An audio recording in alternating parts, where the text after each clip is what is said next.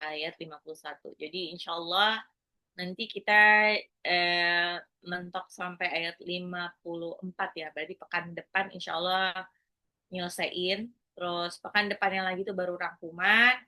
Nah, jadi nanti pas masuk puasa sampai akhir puasa itu ada misalnya sampai libur lebaran sekitar tanggal 13 Maret itu kita nggak ada kelas, tapi cuma cek hafalan.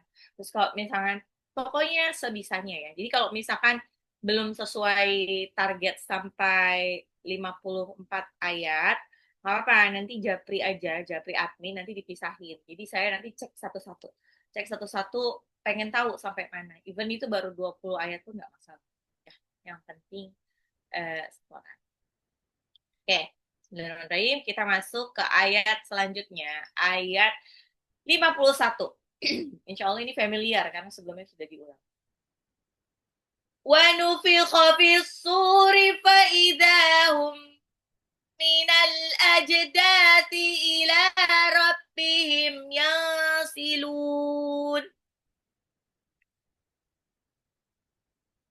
وَنُفِخَ فِي الصُّورِ فَإِذَا هُمْ مِنَ الْأَجْدَاثِ إِلَى رَبِّهِمْ يَنْسِلُونَ Wa dan nufikho itu artinya tiup ya, dari kata nafakho itu maknanya ada meniup dengan kuat sehingga menghasilkan perubahan besar. Jadi tiupan ini tuh bukan cuma tiupan biasa, tiupan bunyi biasa, bunyi seruling ya atau lain sebagainya, tapi ini tiupan yang memicu perubahan kosmik.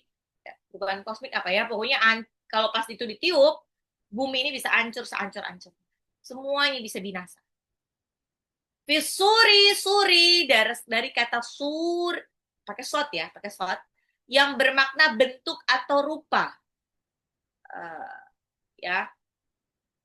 Nah, para ulama menjelaskan sur, tulisannya sot, wa, ro, itu sebagai alat tiupan yang dengannya Allah bakalan mengubah kondisi makhluk dari mati menjadi hidup kembali. Gitu. Ya, jadi semuanya jadi mati terus nanti dihidupkan kembali. Itu namanya sur. Jadi itu yang disebut sangkakala. Ya, jadi bukan sekedar trompet biasa, tapi ini adalah sangkakala. Ya. Wa nufikha fi suri faida maka ida ketika hum itu adalah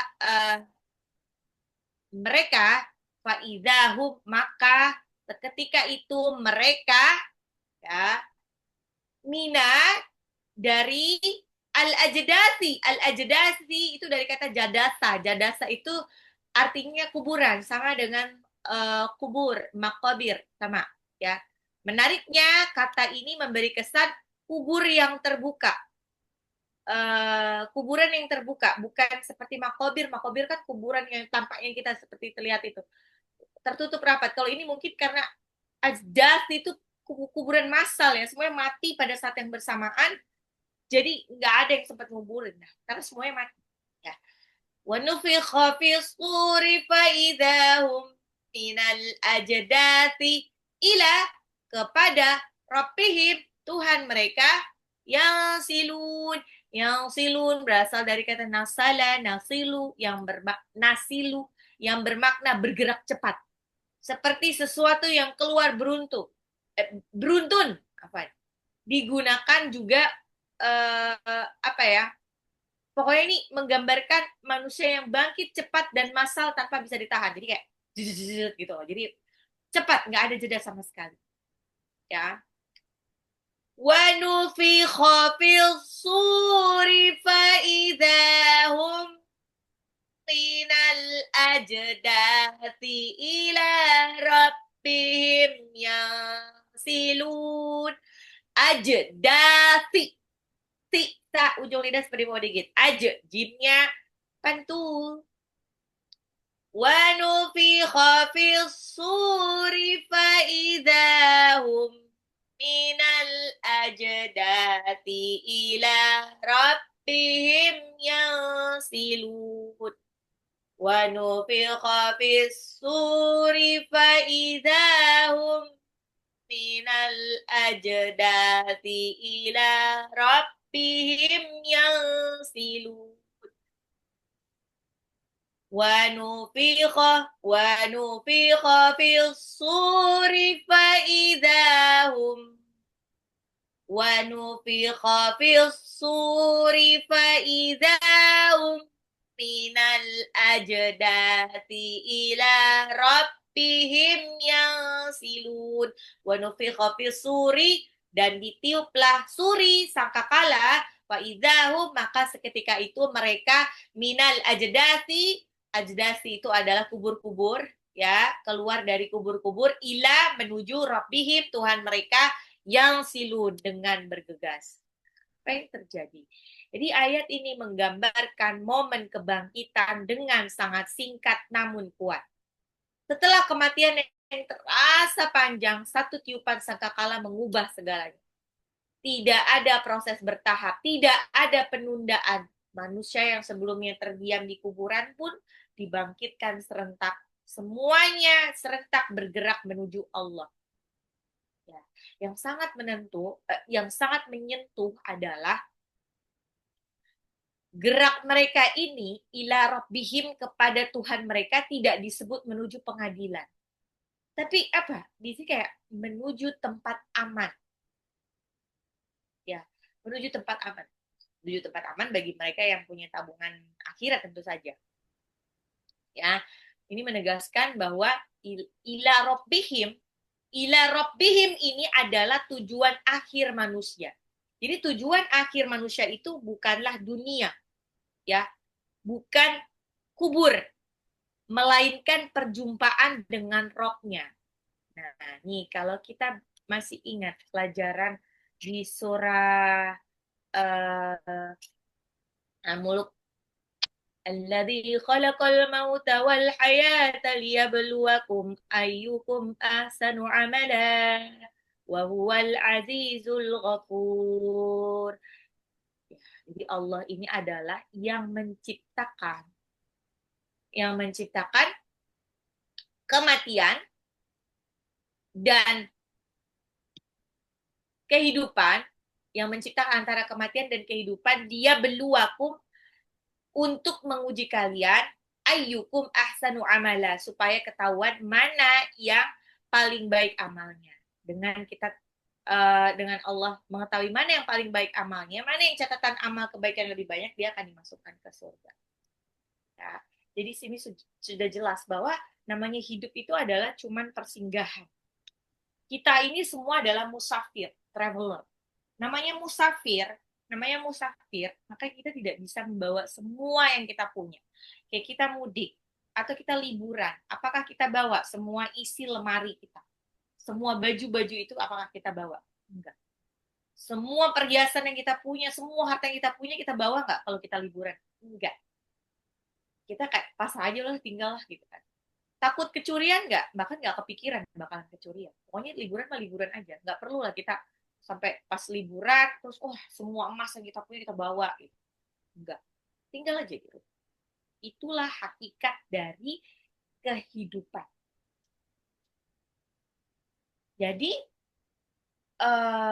sebetulnya tujuan kehidupan itu adalah bukan tentang bahagia.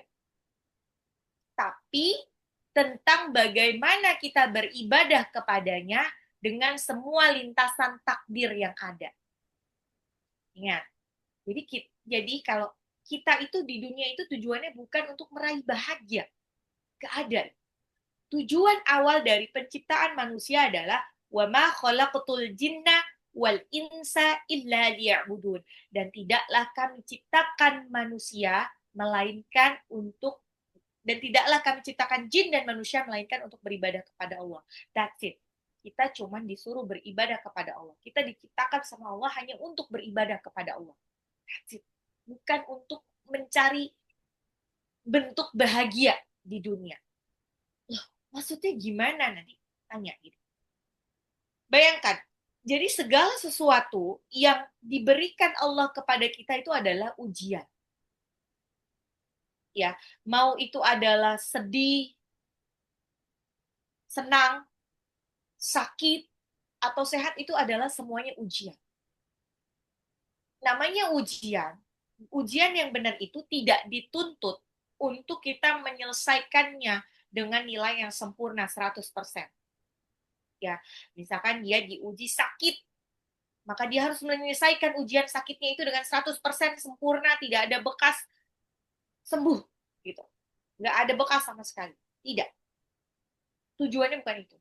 Atau kita diberi ujian rumah tangga misalkan. Terus kita disuruh menyelesaikan dengan sempurna, tiba-tiba hidup baik, tiba-tiba selesai dengan sempurna, baik-baik saja. Setelah berdoa semuanya jadi baik-baik saja.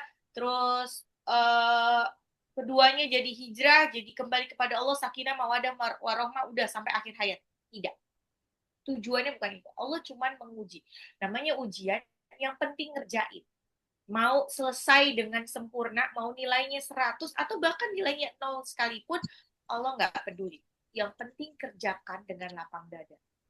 Nah, seperti saya sampaikan berulang kali, yang disebut ibadah dalam konteks keimanan adalah bukan selalu cuma sekedar ngaji, sholat, berdoa, puasa, itu aja. Yang disebut ibadah adalah segala sesuatu yang dilakukan dengan niat karena Allah Ta'ala, itu ibadah. Lalu konteksnya, kenapa tujuan kehidupan itu bukan tentang bahagia? Kalau tujuan kehidupan adalah tentang bahagia, bagaimana nasib mereka yang tidak diberikan raga yang sempurna seperti kita? Oh, kita alhamdulillah raganya sempurna. Dari mata bisa melihat, dari kaki bisa berjalan dengan gampang. Jadi kita kalau lagi bete, lagi galau, langsung pergilah ke satu tempat, ngelihat pemandangan alam yang indah. Akhirnya kita jadi senang lagi, jadi bahagia. Itu bahagia. Menurut kacamata orang yang melihat. Bagaimana dengan mereka yang sepanjang hidupnya tidak diberi mata yang sempurna? Dia tidak bisa melihat. Ketika dia sedih, bosan, apa yang dia lakukan? Dia tetap tidak bisa jalan-jalan sendiri terus ngelihat pemandangan. Apa yang bisa dilihat? Matanya nggak bisa melihat. Bagaimana nasib mereka yang lumpuh, yang dia tidak bisa uh, melakukan aktivitas tanpa bantuan orang lain. Jadi dia kalau kesel, lagi galau, dia nggak bisa ke mall sendirian. Dia tidak bisa ke kafe sendirian. Apalagi ke gunung sendirian. Dia cuma tetap perbahan di situ. Lalu apa arti bahagia bagi mereka yang tidak sempurna, misalkan dia punya cerebral palsy atau sebagai macamnya? Apakah mereka, jadi kalau tujuan hidup adalah bahagia, berarti ada orang yang diciptakan untuk tidak bahagia dong. Gitu. Nah, itu salah dalam konteks keimanan. Tujuan kehidupan bukan tentang bahagia, tapi bagaimana kita tetap bisa beribadah kepada Allah dengan semua lintasan takdir yang ada. Mau takdir kita baik, buruk, sedih, senang, sehat, sakit, uh, dikhianati atau dibucinin mati-matian, tetap ibadah. Jadi karena nanti yang dinilai, yang dihisap itu adalah bukan dari ujian yang kita terima. Ya, misalnya dihisapnya karena dia bercerai, dihisapnya karena dia bangkrut, dihisapnya karena dia tidak punya anak, dihisapnya karena dia tidak nikah. Bukan itu yang dihisap. Tapi yang dihisap adalah bagaimana konsekuensi yang dia ambil, yang seorang hamba ambil ketika dia diberikan episode hidup seperti itu. Seorang hamba yang beriman sama-sama diberi ujian perceraian, maka ada hamba yang dia malah makin dekat, makin taat kepada Allah, makin menutup auratnya, makin dia belajar agama, makin dia berusaha untuk memperbaiki diri. Tapi ada yang sama-sama diuji dengan percaya dihianati, dia malah memilih untuk melepas hijab. Dia malah memilih untuk berpakaian seksi. Dia malah berpilih untuk menjauh dari Allah, tidak lagi sholat. Dia malah menyalahkan takdir. Itu kalau tujuan hidupnya adalah bahagia. No, tujuan hidup kita bukan bahagia. Mau kita sedih, mau senang, tetap sholat. Ya, mau kita sehat atau sakit, tetap sholat. Mau kita uh, punya duit dan tidak punya duit, tetap sholat. Itu, ya. Jadi nggak ada lagi alasan. Ada orang-orang yang bilang, aku kayaknya nggak ada bahagia-bahagianya deh selama hidup. Kapan ya bahagia? Karena ingat, tujuan kehidupan adalah bukan tentang bahagia. Tujuan kehidupan adalah bukan tentang hidup di tempat yang uh, uh, hidup di rumah yang milik sendiri dengan mobil yang bagus. Bukan. Tujuan kehidupan kita adalah, tujuan kita diciptakan, tujuan kita dibiarkan hidup sama Allah adalah supaya kita bisa beribadah dengan segala takdir yang diberikan, dengan segala episode hidup yang diberikan. Kalau ini yang jadi alasan kita, maka kita tuh nggak kepikiran lagi untuk pelit sama urusan akhirat. Pelit untuk urusan akhirat dan terus ngumpulin uang buat ini uang buat nanti aku biar hidup bahagia walaupun nanti aku pensi udah nggak kerja lagi. Ini uang aku kumpulin biar nanti anak-anakku tetap hidup nyaman walaupun aku sudah meninggal. Gitu. Apakah yakin rezeki yang sudah digariskan untuk anak cucu kita itu sama dengan rezeki yang sudah digariskan untuk kita? Bisa jadi kebanyakan adalah ya ini bukan cuma sekedar ngomong karena kebetulan saya berada di lingkungan itu ya, jadi ada santri-santri atau orang terdekat yang emang ada di saya gitu. Jadi keluarganya dulu kaya raya, sangat kaya raya. Istilahnya kayak kalau kita istilahnya tidak 7 turunan tuh nggak akan habis. Jadi karena kaya raya maka anak-anaknya sudah dapat warisan-warisan yang menurut kita wow banget, terutama rumah. Tapi apa yang terjadi? Banyak dari mereka yang garis rezekinya itu, suratan rezekinya itu tidak sama seperti orang tuanya. Jadi ketika dia diwariskan rumah yang megah, tinggal di Jakarta, dia ampun-ampunan, dia nyerah, dia ngeluh. Aduh, gua nggak kuat lagi nih kalau mesti mempertahankan rumah ini. Mau nggak mau rumah ini harus dijual. Kenapa? Karena biaya operasional rumah ini aja sudah puluhan juta. Sudah sampai 20-an juta. Padahal gajiku gabung sama suami tuh cuma berapa? Jadi nggak cukup lagi buat ini. Itu berarti namanya rezeki ya, takdir rezeki seseorang itu sudah ditulis per detik untuk per orang, per individu. Tidak akan sama. Nggak akan nyepet. Kalau orang tuanya itu kaya raya, tapi anaknya tidak di garis rezekinya tidak seperti orang tuanya, maka dia tidak akan bisa menampung semua harta yang dilimpahkan dari orang tuanya. Gitu.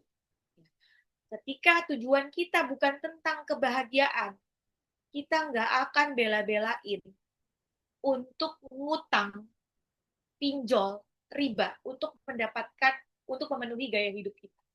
Karena apa? Pinjol riba itu kan berarti astagfirullahaladzim. Itu adalah riba pasti dosa untuk memenuhi kebahagiaan sesaat. Lalu di mana kita bisa bahagia? Lalu kapan kita bisa bahagia? Kebahagiaan yang sejati, kebahagiaan yang abadi, kebahagiaan yang paripurna cuma ada di surga. That's it. Jadi kalau bunda-bunda pengen bahagia, maka bahagialah di surga. Kebahagiaan di surga adalah kebahagiaan yang tiada akhir. Lalu kebahagiaan di dunia ini tidak akan abadi.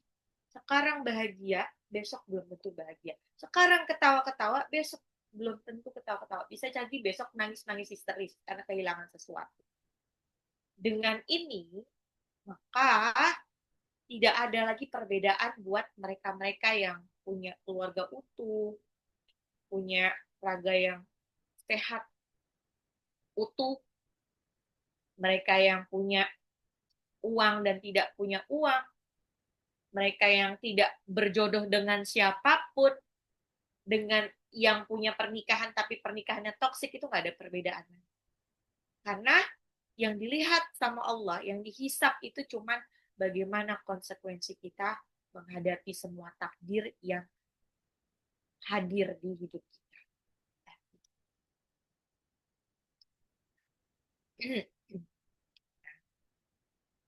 Yang paling pasti di hidup ini adalah cuman ada dua, satu kematian dan satu lagi kiamat. That's it. Ya. Makanya segala apapun rencana-rencana duniawi yang kita punya, pastikan rencanakan juga apabila yang lebih dahulu menjemput kita adalah rencananya Allah, kematian. Jadi makanya nih bunda-bunda yang masih kepin duit, entah buat apa, udah hambur-hamburkanlah duitnya itu. Ingat, hambur-hamburkannya bukan untuk duniawi ya. Karena kalau hambur-hamburkan di duniawi ya nanti beneran nggak punya apa-apa nanti. Hamburinnya adalah untuk akhirat. Hamburkan untuk sedekah, infak, umroh, haji, terus kurban, apapun itu, traktir orangnya pastikan, saya udah tahu ya, bahwa traktirnya cukup orang-orang yang soleh aja, karena insya Allah dia akan balas dengan jazakillah khair ya ukti. Gitu. Ya, jazakillah khair itu adalah balasan yang sebaik-baiknya untuk kita, karena ini berarti orang itu memasrahkan balasan itu cuman Allah aja biar yang balas. Itu adalah balasan yang pantas. وَنُفِخَ فِي الصُّورِ فَإِذَا هُمْ مِنَ الْأَجْدَاثِ إِلَى رَبِّهِمْ يَنْسِلُونَ وَنُفِخَ فِي الصُّورِ dan ditiuplah sangkakala فَإِذَا هُمْ maka seketika itu minal ajdasi dari kubur ila rabbihim kepada Tuhan mereka yang silun dengan bergegas. Oke, kita masuk ke ayat 52. Nah, di ayat 52 ini ada hukum saktah ya setelah mim markodina saktah. Lambangnya ada tulisannya sin kaf ta ha ya, ada juga yang tulisnya cuma sin doang di atas. Itu namanya saktah. Saktah itu artinya adalah berhenti sejenak tanpa mengambil nafas, loh. Jadi kayak kalla bal rana ala qulubihim ma kanu yaksibun. Sama juga seperti apa namanya surah Al-Kahfi ayat pertama itu. Nah, itu sebetulnya adalah saktah ya. Jadi setelah wajah itu langsung lanjut.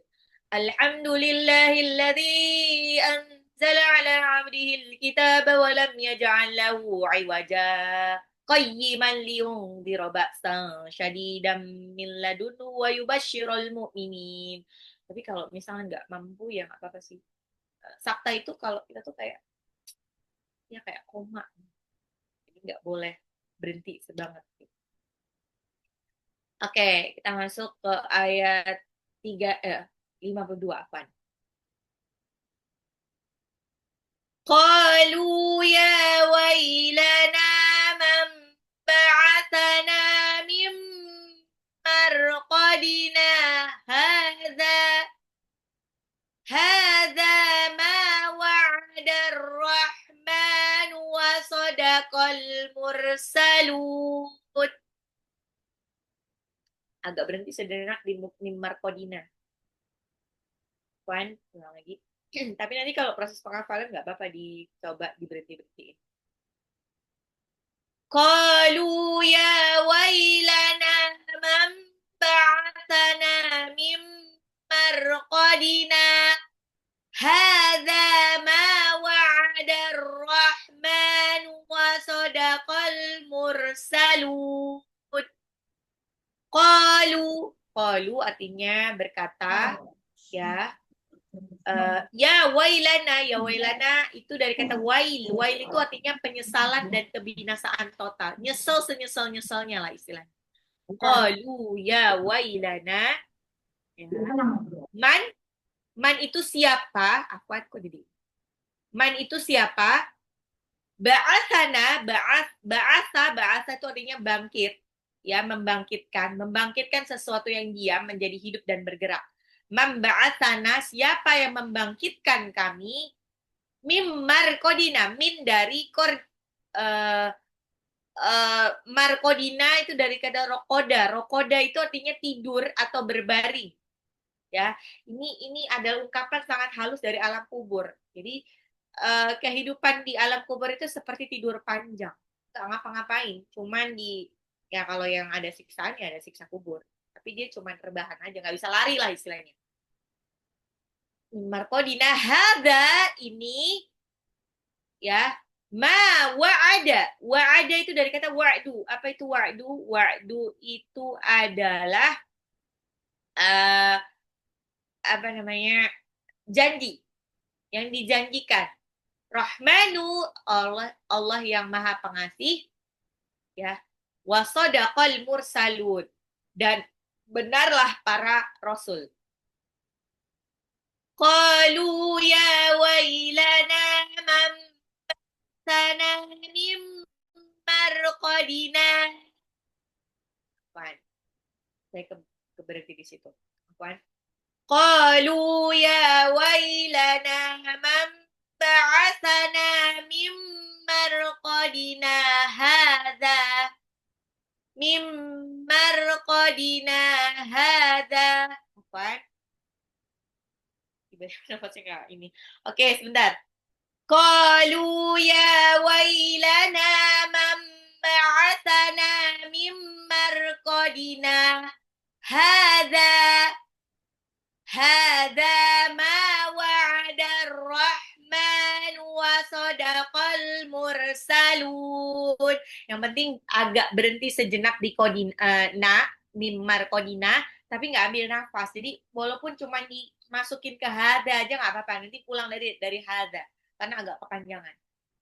Qalu ya wailana man ba'atsana min marqadina hadza hadza ma wa'ada ar-rahman wa sadaqal mursalun.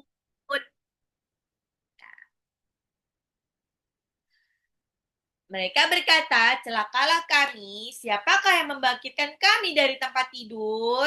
Inilah yang dijanjikan oleh Yang Maha Pengasih dan benarlah para rasul. Apa maksudnya ini? Jadi saat dibangkitkan, apa reaksi pertama manusia ketika dibangkitkan? Manusia terkejut. Mereka baik yang baru dimusnahkan ketika hari kiamat atau yang udah meninggal jutaan tahun sebelumnya dan selama ini ada di alam kubur, reaksi pertama manusia, mereka terkejut. Terkejut banget. Terkejut bukan karena sakitnya kebangkitan, tetapi karena waktu terasa singkat. Dia nggak nyangka, tahu-tahu, wah, perasaan kemarin baru ada gini deh, kita baru lari-lari, tahu-tahu udah dibangkitkan. Perasaan kemarin baru dikubur deh, tahu-tahu udah dibangkitkan. Mereka menyebut kubur sebagai tempat tidur. Mimar Kodina itu sebagai tempat tidur, tempat terbahan. Ini menunjukkan bahwa kehidupan dunia yang panjang itu terasa sekejap. Sementara kematian terasa seperti tidur yang singkat. Ya. Jadi satu hari di akhirat itu sama dengan 1000 tahun di dunia. Jadi kalau kita hidup sampai usia 100 tahun, maka itu baru 1/10 dari satu harinya di akhirat. Ya, 1/10-nya dari satu hari di akhirat. Ya kira-kira 2,4 jam. Ya ampun. Hidup selama itu cuma segitu jadi. Cuma dibandingkan sama akhirat tuh. Makanya kalau Buddha tahu betapa nanti kita tuh di akhirat tuh panjang waktunya dan dunia ini cuma sementara, kita nggak akan ngerasa jadi orang paling malang sedunia. Karena paling apa sih sedih kita tuh nggak akan selama itu. Kita hidup kira-kira berapa tahun? Berapa tahun? Jarang ada orang yang usianya sampai 100 tahun. Kalau kita tahu, dan lagi belum tentu yang tua mati duluan. Banyak banget kok yang muda mati duluan dibandingkan yang tua. Kalau kita tahu seperti itu, kita tuh nggak akan ngekepin harta sampai segitunya, ngumpulin untuk sesuatu yang duniawi banget. Kalau kita tahu seperti itu, kita tuh jadi kayak, ya, itu duitnya mau dikemanain lagi ya? Ada masjid lagi nggak sih yang butuh? Ada lagi yang butuh infak kita nggak sih? Ada gini, aduh, tiap hari tuh kerjaannya adalah cari-cari bagaimana caranya kita bisa beribadah, bisa bisa bisa buang uang kita, ya bukan buang sih, lebih lebih ke bisa investasi akhirat, apa aja itu. Dan karena kita hidupnya itu cuma sebentar, pakai banget. Makanya cari investasi akhirat yang kira-kira tuh uh, punya nilai yang lebih panjang gitu. Ya, banyakin yang seperti itu. Ya, atau bisa apa sih namanya? Wakaf-wakaf produktif gitu kan. Sumbang Al-Quran, sumbang mukena atau lain sebagainya. Masya Allah. Itu keren banget. Dan bukan berarti, aduh aku nggak punya harta. Kalau nggak punya harta, pastikan Bunda, kan Bunda masih sehat. Masih sehat, masih punya tenaga. Gunakan tenaga itu untuk mengumpulkan poin-poin akhirat, poin-poin kebaikan akhirat. Dengan cara-cara apapun, apapun yang diridhoi Allah. Makanya saya senang banget ketika ada apa orang santri-santri yang punya ide-ide brilian untuk mengumpulkan poin-poin poin-poin investasi akhirat. Nah, ada yang Masya Allah di grup ini ada yang akhirnya membuka komunitas apa sih Taharo Project ya. Taharo Project itu adalah komunitas yang ngebersihin mukenah-mukenah yang ada di masjid-masjid yang dilewati gitu. Jadi dibersihin kan biasanya kan kalau mukena itu kan suka jorok ya. Jadi kalau kita nggak bawa mukena, pakai mukena masjid itu kayak udah jijik banget. Nah ini mereka punya inisiatif untuk ngebersihin. Ketika dibersihin, mereka meninggalkan mukena. Ada yang mukena itu ditinggalin for good, ada atau yang cuma dipinjam. Kalau sekarang mungkin masih terbatas ya, banyak yang masih dipinjemin. Nanti kalau mukenahnya yang udah dicuci itu dibalikin lagi, baru nanti diambil. Tapi ada juga yang udah ditinggalin. Masya Allah, ini adalah ide brilian. Bayangkan. Kebayang nggak sih? Berarti nanti setiap pahala dari orang-orang yang sholat menggunakan mukena itu akan nyampe ke dia. Sampai kapanpun. Gitu. Dan um, itu istilahnya dia cuma modal tenaga ya, nyuci. Tapi itu akan nyampe. Nah, buat bunda-bunda yang punya kelapangan rezeki, bunda bisa ini ya, bisa mendonasikan mukena-mukena terbaiknya, mau itu pre-love atau baru ke komunitas ini. Jadi nanti bisa untuk ngebantuin apa ya, buat ditaruh di masjid-masjid yang mukenanya udah usang banget, udah nggak bisa dicuci lagi gitu karena udah saking buruknya, ya. Atau cuman buat sekedar ini.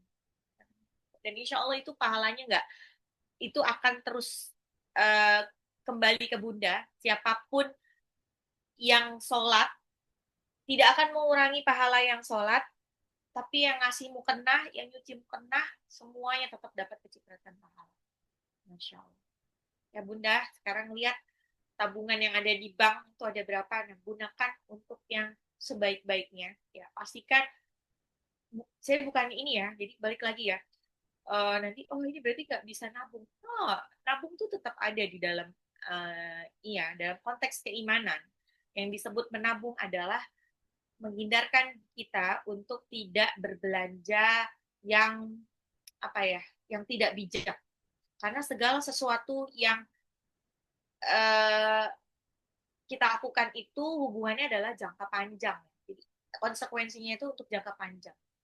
Ya, semua yang kita miliki itu akan dihisap, insya Allah. Jadi kalau misalkan kita gunakan uang itu, kita apa gunanya tabung tuh hanya seperti itu supaya kita tidak bermegah-megahan, tidak masuk dalam innahum kanu qabla dzalika mutrafin, ya. Tapi kita juga tidak masuk alladzi jama'a mala wa addada, mengumpul-ngumpulkan harta dan menghitung-hitungnya. Jadi kalau misalkan ada uang, ya kan ada juga ini ya, apa namanya, zakat zakat mal itu adalah 2,5% dari eh, kalau sudah melewati nisab. Nisab itu adalah 85 gram emas. Nah, di rumah aset kita atau di bank aset kita sudah segitu, itu udah harus di zakatkan. Dan bukan berarti zakatnya nggak boleh lebih dari 2,5, boleh banget kalau mau lebihin. Istilahnya, oh ya ini dari Allah, insya Allah nanti Allah akan kembalikan juga. Konsepnya adalah toren air ya. Jadi semakin kita keluarkan, maka semakin toren itu akan jadi bersih dan akan diganti terus sama. Jadi, dan um, dengan kita berinvestasi akhirat, insya Allah kita tuh siap siap lahir batin kalau misalnya kita mati kapan saja. Insya Allah tuh ada deposito yang bisa kita cairkan ketika kita di yaumil akhir sampai 52 aja.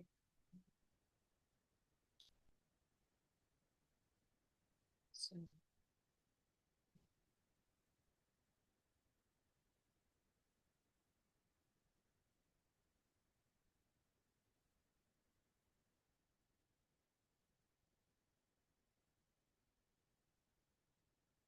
eh, alah. Oh, wait. Eh, sorry. Saya belum.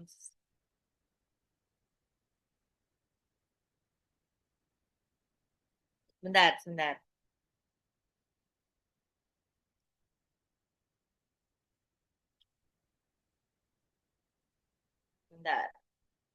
Itunya hilang. Afwan, saya coba cari dulu. Ini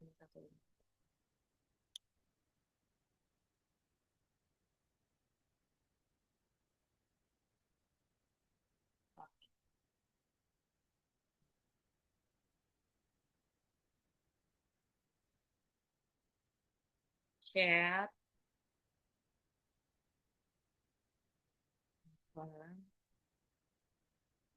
Kok belum keluar juga?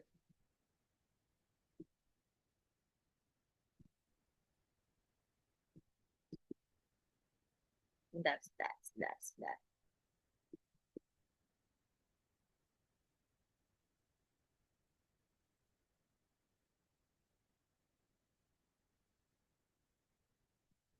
Oke.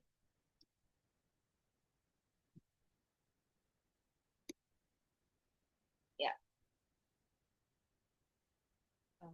Kalau sudah nampak ya.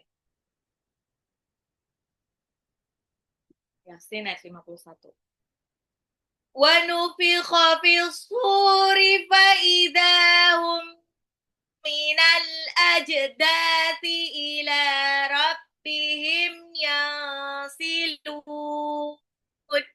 ونفخ في الصور dan ditiupkan sangkakala faidahum maka seketika itu mereka minal ajdati dari kuburnya ila rabbihim kepada Tuhan mereka yang silun bergegas. Wa nufikha fis suri, as-suri itu ada alif lam samsiah, sodnya matabi'i, faidha dalnya matabi'i lagi, faidha hum minal mim sukun ketemu mim itu adalah idgham mimi. Al-ajdati alif lam komariah, jimnya adalah qalqalah, dalnya 2 harokat, ila rabbihim lamnya 2 harokat matabi'i, yang silu nun sukun ketemu sin itu adalah ikfa. Wa nufikha fis suri fa idahum minal ajdati ila rabbihim yansilun. ونفخ في الصور فإذا هم من الأجداث إلى ربهم ينسلون. Ajdati sa ya, ujung lidah sudah mau digigit. ونفخ في الصور فإذا هم من الأجداث إلى ربهم ينسلون ونفخ في الصور فإذا هم من الأجداث إلى ربهم ينسلون ونفخ في الصور فإذا هم من الأجداث إلى ربهم ينسلون. Ayat 52. قالوا يا ويلنا من بعثنا من مرقدنا هذا ما وعد الرحمن وصدق المرسلون. Qalu, mereka berkata, ya wailana, ya wailana. Ya wailana itu menyesal, seandainya. Ya. Jadi kayak penyesalan yang sangat menyesal. Gitu. Man ba'athana, siapa yang membangkitkan kami? Mimmar kodina, dari kubur. Hadza, inilah. Ma wa'ada itu adalah janji. Inilah apa? Inilah apa yang dijanjikan oleh Allah yang Maha Rahman, wasodaqo, dan dibenarkan oleh al-mursalun, para rasul. Qalu, qafnya sama lamnya matabi'i, ya-nya matabi'i, y-nya itu sifat lana, nunnya adalah matabi'i 2 harokat, mamba'atana, nun sukun ketemu ba itu adalah iklab, nunnya adalah matabi'i, mim markodina, nun sukun ketemu mim adalah idgham bil gunnah. Nunnya ini matabi'i ya, nanti sin itu adalah saktah, berhenti sejenak tanpa ambil nafas. Hadza, haknya, tadanya matabi'i, ma mimnya juga matabi'i, wa'ada rahman, alif lam samsiyah, ya alif lamnya ketemu ra, tidak dibaca, mimnya 2 harokat, al mursalun, alif lam qamariyah, lamnya adalah mad adat lisukun. Oke. قالوا يا ويلنا من بعثنا من مرقدنا هذا ما وعد الرحمن وصدق المرسلون قالوا يا ويلنا من بعثنا من مرقدنا هذا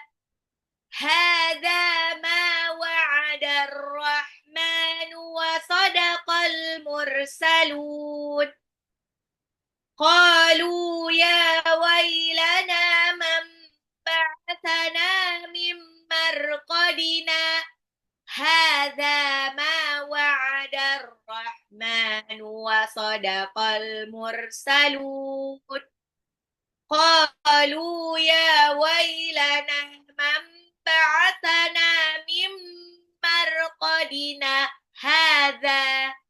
هذا ما وعد الرحمن وصدق المرسلون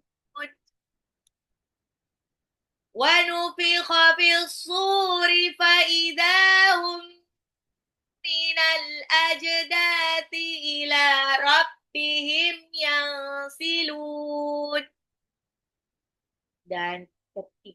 Dan ditiupkan sangkakala, maka seketika itu mereka keluar dari kuburnya ila rabbihim, kepada Tuhan mereka yang silun, dengan bergegas. Qalu ya wailana man ba'athana min marqadina هذا ما وعد الرحمن وصدق المرسلون. Mereka berkata, ya, Mamba'athana, siapa yang membangkitkan kami, mimar kodina, dari kubur kami, hada, ini adalah apa wa'ada rahmanu, yang dijanjikan Tuhan yang Maha Rahman, wasodaqal mursalun, dan dibenarkan oleh orang-orang, dan dibenarkan oleh para rasul utusan Allah. Oke. Oke, Bunda-Bunda, apakah ada pertanyaan? Assalamualaikum Ustazah. Mau Boleh. tanya, apakah orang yang dikubur itu di dalam kubur, di alam barzah, mendengar doa-doa kita atau tidak? Satu lagi, hmm, apakah kalau kita sudah terlanjur pinjam uang di bank syariah itu, bagaimana hukumnya Ustazah? Itu aja ya Ustazah. Oke, Bismillahirrahmanirrahim. Jadi yang pertama adalah eh, apakah yang di alam kubur mendengar doa-doa kita? Iya, iya pasti dengar. Karena kan ada ini kan, ada hadis-hadis sahih yang apabila anak Adam meninggal dunia, terputus semua amalnya kecuali tiga perkara. Ya, doa dari anak soleh, eh, apa namanya ilmu yang bermanfaat dan ibadah jariah. Jadi, tapi dengarnya tuh bukan mereka tuh bukan mendengar seperti orang hidup ya. Jadi kayak misalnya, oh dengar kita doa terus dia dengar enggak, tapi ada yang menyampaikan. Siapa yang menyampaikan? Yang menyampaikan adalah Allah. Allah menyampaikan doa dan salam kita kepada mereka dengan cara yang Allah kehendaki. Ya, jadi bukan seperti kita dengar gitu, lagi di kuburan, mereka lagi di kuburan, terus kita doa, terus dia dengar, oh itu dia enggak, disampaikan. Jadi kalau menurut dalilnya itu ada di surah An-Naml, innaka la tusmi'ul mauta. Sesungguhnya engkau tidak dapat menjadikan orang mati mendengar. Jadi mendengar bukan dia nggak langsung ngedenger gitu. Jadi makanya salah banget kalau ada orang yang datang ke kuburan bilang izin gitu kan, aku mau nikah nih Bu gitu kan. Nanti doain ya Bu tuh nggak boleh. Nah itu nggak boleh ya, karena dia nggak akan dengar. Orang yang wafat tidak memiliki kemampuan mendengar bebas seperti di dunia. Namun ada pengecualian dalam dalil ya. Jadi kayak Rasulullah Shallallahu Alaihi Wasallam bersabda bahwa mayit mendengar suara sandal orang yang mengantarkannya saat mereka pergi. Ya itu makanya itu masih masih dengar tuh pas baru-baru meninggal baru dikuburin ya berapa masih dengar. Makanya ketika suara sandalnya itu sudah menghilang dia mulai sepi. Terus uh, terus Rasulullah SAW juga bersabda bahwa salam yang kita ucapkan akan disampaikan kepadanya. Jadi bukan dia mendengar secara langsung, tapi dikasih tahu. Ya. Jadi bukan mereka yang aktif mendengar, tapi Allah yang menyampaikan doa, salam, dan pahala. Lalu bagaimana dengan doa kita? Doa kita itu adalah didengar sama Allah. Yas'alhu man fis samawati wal ard kulla yaumin huwa fi sya'n. Jadi walaupun semua orang di dunia ini berdoa untuk yang hal berbeda-beda, ya tetap Allah tuh dengar, nggak akan salah menyampaikannya. Ya. Dan doa kita pahalanya sampai kepada mayit, yaitu menurut ijma ulama.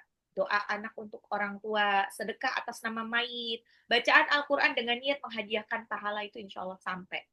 Ya. Semuanya bermanfaat meskipun mayat jenazah tidak mendengar langsung. Jadi jangan ragu ya mendoakan. Jadi bukan telinga mereka yang memang yang dengerin, tapi yang penting Allah dengar nanti akan disampaikan. Nah, lalu balik lagi nih pertanyaan, kalau sudah terlanjur pinjam uang di bank syariah bagaimana? Ini pertanyaan jujur dan sangat relevan. Kita jawab adil dan realistis ya. Balik lagi, bank syariah itu bukan riba konvensional, makanya ada namanya syariah ya. Secara akad, bank syariah tidak menggunakan akad riba aslinya. Mereka itu memakai murabahah, jual beli ya, ijarah, ada sewa, sistemnya ya, ini nama-nama akadnya. Ada musyarakah, kerjasama, ada mudorobah. Jadi secara niat dan sistem bank syariah dibangun emang untuk menghindari riba. Tapi ada catatan penting nih. Ya, catatan penting. Sebagian ulama mengingatkan tidak semua praktik bank syariah di lapangan 100% ideal. Ada yang kesannya tuh mirip kayak cicilan berbunga, meski nama akadnya berbeda.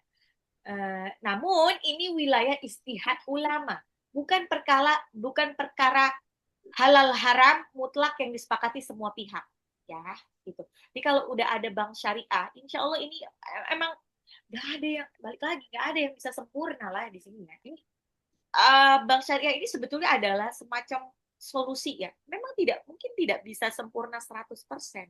Bahkan nggak usah pakai bank-bankan, praktik GoPay saja itu kita tidak bisa terlepas dari debu-debu riba. Ya, e-wallet itu kita tidak bisa terbebas dari debu-debu riba. Tapi insya Allah kita meminimalisasi. Kalau memang misalkan emang harus minjem, maka pakai bank syariah, insya Allah itu adalah upaya kita untuk meminimalisasi, meminimalisasi dosa. Karena biar bagaimanapun dulu kalau udah pakai syariah ya, ini kan biasanya udah ada dari udah disepakati oleh MUI. Mereka sudah istilahnya sudah berusaha hati-hati banget ya. Jadi lalu bagaimana sikap kita sebagai orang awam? Ya, yang jelas Islam itu adil dan tidak memberatkan. Ya, pinjam saja karena kebutuhan. Memilih bank syariah karena itu tadi meminimalisasi. Karena ingin yang halal. Dan kita nggak tahu detail teknis akad ya. Dan di syariah kan tahu. Dan insya Allah itu tidak berniat maksiat ya. Kita juga minjemnya mungkin bukan untuk hal-hal yang maksiat atau cuman sekedar hedon.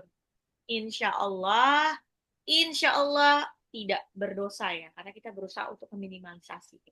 La yukallifullahu nafsan illa wus'aha. Allah tidak membebani seseorang melainkan sesuai kemampuannya. Lalu apa yang sebaiknya dilakukan sekarang? Ya ini jangan panik, tapi bijak. Yang jelas adalah selesaikan kewajiban dengan baik. Lunasi sesuai perjanjian, jangan menunda tanpa alasan. Ya, terus perbanyak istighfar dan sedekah bukan karena pasti harap, bukan, ini karena bentuk kehati-hatian aja. Kita nggak tahu, saya juga nggak tahu, saya awam gitu kan. Tapi yang jelas kalau udah kata syariah, insya Allah dia sudah berani mempertanggungjawabkan itu di hadapan Allah gitu kan. Ya itu udah ada ininya lah, udah ahli financial syariah itu sudah banyak ya. Insya Allah mereka lebih tahu, mereka mendalami emang apa namanya hukum-hukum syariahnya ya. Jadi itu. Walaupun kadang-kadang ini, kenapa kadang-kadang orang-orang suka suka apa ya, suka menghindari bank syariah ya. Jadi kayak karena kalau apa namanya kredit lewat bank syariah itu kenapa mereka apa ya kesannya agak mahal karena itu dia prinsip kehati-hatian ya, karena mereka jadi sistemnya adalah apa tadi yang titip itu ya. Jadi kalau misalnya kita kredit rumah lewat bank syariah itu mereka tuh hitungannya bukan dibunga-bungain gitu, tapi lebih ke prediksi. Kalau kita 10 tahun lagi harga harga rumah itu kan pasti naik. Jadi dia pakai hitungan tahun tahun itu tahun kita lunas gitu. Jadi istilahnya itu dibeliin dulu sama dia. Afwan, ini dari yang akad-akad itu. Insya Allah lebih aman. Jadi kalau next ke depannya, kalau takut atau apa ya balik lagi. Usahakan untuk apa ya, ya meminimalisasi untuk peminjam. Jadi ya usahakan untuk menabung dulu atau lain sebagainya. Ya insya Allah mudah-mudahan dimudahkan lah. Insya Allah kalau emang misalnya harus terpaksa, yang mau nggak mau memang bank syariah ini adalah solusi. Nah, insya Allah mereka sudah paham tentang akad syariahnya. Oke, apakah ada pertanyaan lagi? Syukron Ustazah. Wait. Ini ada pertanyaan. Oke. Apakah boleh jika kalau kita ingat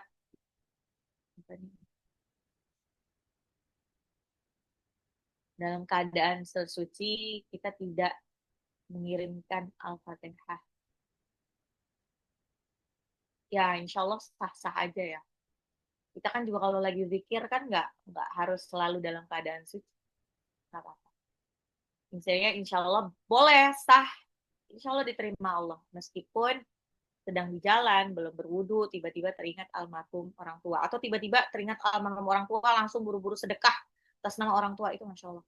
Itu lebih bagus lagi. Ya. Jadi intinya adalah apakah doa harus dalam keadaan suci? Tidak ya. Doa itu tidak disyaratkan harus berwudu. Wudu itu hanya wajib untuk sholat, sunnah untuk doa. Doa itu tetap sah tanpa wudu. Ya, Ya, Allah tetap mendengar dan menerima. Ya, kata Allah, berdoalah kepadaku, niscaya aku kabulkan. Tadi balik lagi, kabulinnya itu ada 3 cara. Kabulin langsung, langsung dijawab saat itu juga. Kabulin nanti, ya, wait nanti sampai waktu yang tepat, atau tidak dikabulkan tapi diganti dengan yang lebih baik. Ya, jadi kalau dari udu'uni udu'uni astajib lakum, berdoalah kepadaku niscaya Allah kabulkan, ini tidak memberi syarat harus bersuci dulu. Ya, jadi nggak apa-apa. Insya Allah nggak apa-apa. Jadi kalau misalnya tiba-tiba ingat orang tua yang sudah meninggal, eh, nggak apa-apa kalau tiba-tiba langsung uh, Al-Fatihah, atau lebih bagus lagi langsung sedekah gitu di jalan, masukin ke kotak amal.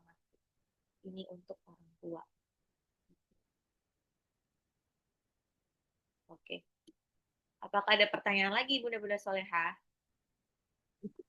Ustazah, Ya. tentang kubur, kalau misalnya sebenarnya kita boleh nggak sih ziarah kubur ke orang-orang soleh seperti misalnya ke Banten atau ke Habib di luar Batang gitu kan, katanya orang tuh di situ berdoa ada karomahnya orang-orang soleh, siapa tahu bisa lebih dijabah Allah. Itu bagaimana Ustazah? Terima kasih. Oke. Jadi hukum dasarnya eh, ziarah itu kan artinya mengunjungi, ya, nggak apa-apa. Sebetulnya tujuannya adalah buat ini ya, buat mengingat kematian. Tujuan dari ziarah itu adalah untuk mengingat kematian. Boleh, tapi niat dan caranya harus benar.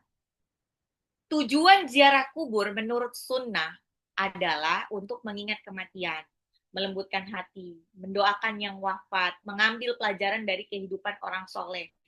Jadi ini tidak dibedakan mau kuburan siapapun, orang tua, ulama, atau orang soleh. Lalu eh, balik lagi ya, apa namanya? Kalau untuk soal kabul mengabulkan itu, balik. Nah, ini yang perlu diluruskan, perlu diluruskan. Orang-orang saleh itu memang ada wasilahnya. Wasilah doa akan lebih terkabul. Tapi syaratnya orang saleh itu harus masih hidup. Ketika orang saleh itu masih hidup, maka dia bisa jadi wasilah terkabulnya doa. Ya. Kalau dia sudah meninggal, ya sudah tidak lagi. Jadi tujuan kita berziarah itu hanya lebih untuk mengingat kematian. Ya, jadi mengingat kematian, melembutkan hati bahwa segala sesuatu sehebat apapun pasti akan meninggal. Ya. Mendoakan yang wafat. Ya. Walaupun dia orang soleh sekalipun kita juga perlu mendoakan. Jadi terus yang keempat adalah mengambil pelajaran dari kehidupan orang soleh. Jadi bukan berarti kita uh, jadi karomahnya orang soleh itu bukan tujuan ziarah. Nggak boleh banget datang ke kuburan meskipun orang saleh untuk meminta rezeki kepada yang wafat. Meyakini orang soleh itu bakalan ada apa ya, bisa membuat hidup kita beruntung. Enggak, bukan itu ya, konsepnya itu bukan seperti itu ya. Jadi apalagi sampai meyakini kuburan itu keramat. Jadi kayaknya kalau kita datang ke situ hajat apapun kita akan dikabulkan. Jangan, itu namanya udah menyimpang dari tauhid. Kalau menyimpang dari tauhid udah masuk ke kategori musyrik. Ingat, dosa yang tidak akan diampuni itu adalah syirik ya. Sampai akhir hayat masih masih syirik itu udah nggak ada ini, udah nggak ada ampun. Jadi tujuannya kalau kita mau ke apa ya namanya, sampai kemana itu cuman mendoakan kok, mendoakan ahli kubur, terus mengambil ibrah, berdoanya kepada Allah Subhanahu Wa Taala, bukan kepada penghuni kubur. Enggak, mereka nggak bisa apa ya, ikut campur dengan membuat terkabulnya doa kita. Tidak ada. Ar-Rahmahnya itu akan berfungsi ketika dia masih hidup. Ketika dia masih hidup, uh, kita masih bisa minta doa. Jadi kalau dia sudah meninggal, tidak bisa lagi. Ya. Oke. Oke, bisa dimengerti Bunda? Ya, ya Ustazah. Kita kalau misalnya baca Yasin di kubur boleh ya Ustazah ya? Eh, tergantung tujuannya. Kalau misalkan baca Yasin di kuburan itu tergantung tujuannya juga sih. Kayak tadi dia, tujuannya untuk apa sih? Kenapa kita harus baca Yasin di kuburan itu juga harus tahu juga nih. Ya, jadi jadi ini ada perbedaan pendapat ulama ya. Banyak ulama ahli ada yang membolehkan, ada yang tidak menganjurkan. Karena apa? Khawatirnya itu dilakukan eh niatnya bukan apa ya? Bukan bukan sekedar inilah, bukan sekedar untuk ibadah, tapi lebih karya em, mendapatkan karomah-karomah tertentu. Insya Allah nggak apa-apa, insya Allah nggak apa-apa. Tapi niatnya adalah niatnya jangan neko-neko ya. Jadi ini lebih kepada ya kayak menghadiahkan pahala bacaan ya lebih tepatnya, menghadiahkan pahala bacaan Yasin. Baik, Jadi Ustazah, terima kasih. kenapa kalau ulama yang tidak menganjurkan itu karena ditakutkannya adalah khawatir dianggap sebagai ritual wajib. Jadi kata jadi kalau ke kuburan tuh harus yasinan, enggak, itu enggak ada dalilnya. Eh, apa namanya ini hukum hukum nyicil emas di bank syariah. Nah hati-hati karena emas ini adalah termasuk barang ribawi. Jadi Rasulullah SAW itu bersabda emas dengan emas, perak dengan perak harus sama dan tunai. Jadi hukumnya itu sebetulnya adalah jual beli emas itu harus yadin biadin gitu kan. Benar-benar kalau ahsannya lagi tuh emang sebenarnya nggak online. Nah ini um, harusnya lagi ya saya nggak tahu ya. Balik lagi kalau sudah syariah ini pasti dia sudah ada ininya lah, sudah ada fatwa MUI-nya ya, udah ada akadnya dan emasnya itu kalau di bank syariah itu sebetulnya emasnya sudah ada. Jadi ketika kita akad itu emasnya sudah ada. Jadi kayak murah apa namanya yang dititipin akad yang untuk dititipin. Jadi saya sudah ada, maka di harga cicilannya itu sesuai dengan harga di masa depan. Wallahu a'lam bishawab. Balik lagi, kalau ini sudah syariah, bank syariah itu kalau menurut fatwa MUI-nya ya, jadi menurut fatwa MUI-nya itu membolehkan membeli emas secara cicilan dengan ketentuan harga disepakati di awal, tidak berubah sampai lunas, tidak ada denda berbunga jika telat, akadnya jual beli murabahah, bukan pinjaman berbunga, emas sudah dimiliki bank saat akad. Jadi bukan utang-utang yang dibayar lebih, tapi jual beli barang dengan harga tangguh. Bentuk akadnya gimana? Jadi bank itu udah punya emasnya terlebih dahulu, bank membeli emas terlebih dahulu, lalu menjual ke nasabah dengan harga cicilan. Harga cicilan lebih mahal dari harga tunai karena disesuaikan dengan harga di masa depan. Gitu. Nah, kesimpulannya insya Allah boleh. Tapi kalau misalkan asalnya lagi, lebih baiknya lagi kalau ada uang, mendingan beli cash tapi kecil-kecil. Gitu kan. Jadi cash, yadin-biadin, tapi kecil-kecil. Ya, ya, jadi tadi saya bilang insya Allah boleh karena ini sudah ada fatwa MUI-nya. Selama akadnya itu murabahah, tanya aja nanti akadnya apa ini. Gitu. Selama niatnya jual beli bukan spekulasi. Gitu. Oke. Apakah ada pertanyaan lagi, Bunda-Bunda Solehah? Oh, nggak ada.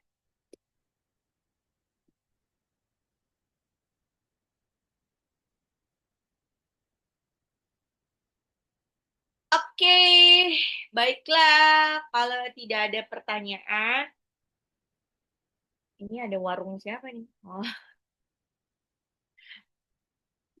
remove spotlight. Oke.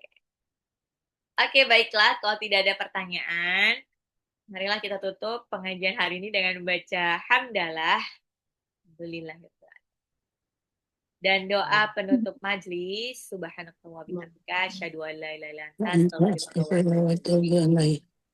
Yang benar datangnya dari Allah, yang salah datangnya dari saya sendiri. Mohon maaf lahir dan batin. Wabillahi taufiq wal hidayah. Wassalamualaikum warahmatullahi wabarakatuh. Waalaikumsalam warahmatullahi wabarakatuh. Wabarakatuh. Selalu saja. Terima kasih, Ustazah. Ada.